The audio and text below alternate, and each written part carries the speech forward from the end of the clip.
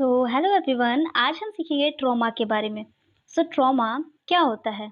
तो trauma it refers to a body wound और shock produced by sudden physical injury as from violence and accidents.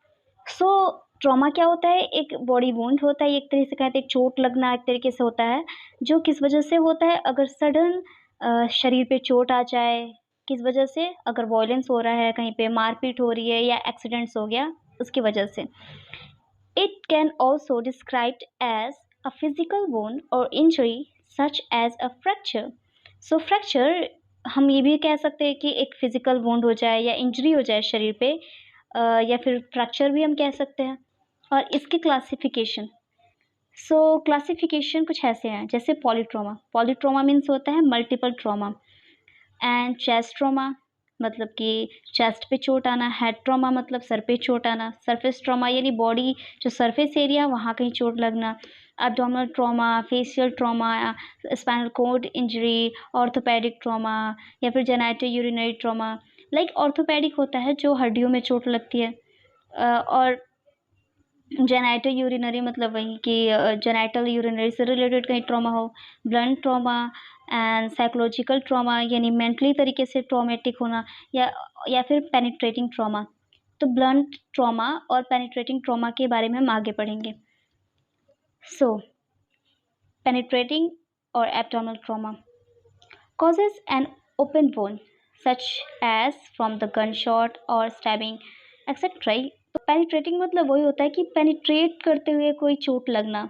Like gun shot से भी हमें क्या होता है, जो जो गन शूट करी जाती है वो पेनिट्रेट करते हुए बॉडी के अंदर जाता है। तो कोई भी अगर ऐसी चोट लगती है तो वो पेनिट्रेशन मतलब कि पेनिट्रेटिंग ही कहलाता है trauma. And the blunt trauma, blunt trauma क्या होता है?